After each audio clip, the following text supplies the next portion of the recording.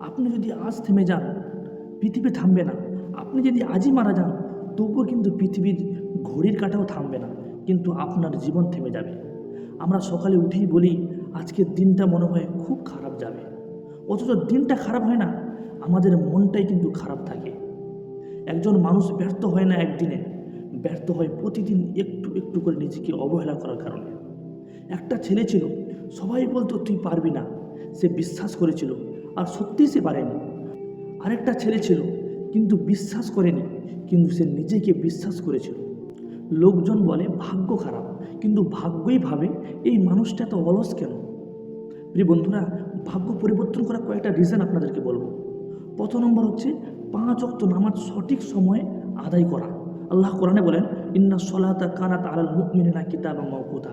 নির্দিষ্ট সময় নামাজ কিন্তু মুসলমানদের উপর ফরজ করা হয়েছে। দ্বিতীয় নম্বর রিজন হচ্ছে জীবনকে তৈরি করে নিয়ে ব্যস্ত থাকা। তৃতীয় নম্বর কারণ হচ্ছে নিজের উপরে সম্পূর্ণভাবে বিশ্বাস রাখা যে আমি পারবো। চতুর্থ নম্বর কারণ হচ্ছে প্রতিদিনের জন্য নতুন নতুন কোনো জিনিস শেখার চেষ্টা করা।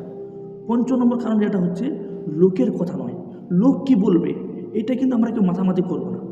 প্রিয় বন্ধুরা, আপনি যদি একটা বেলাও না খান না, আপনার পাড়া প্রতিবেশী কেউ জিজ্ঞাসা করবেন না আপনি একটা বেলা খেয়েছেন কিনা বা কী খেয়েছেন। আপনার কারো জিজ্ঞাসা করার কোনো প্রয়োজনই মনে করে না। আপনি বেঁচে আছেন কি এটাও দেখা কারো সৌভাগ্য হয় না।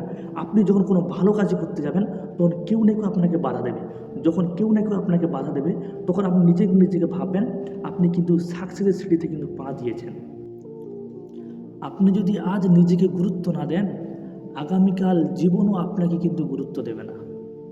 নিজেকে অবহেলা করাই জীবনের সব থেকে বড় ভুল বন্ধুরা। এখনো সময় আছে, জীবনটা তৈরি করার পিছনে লাগাও।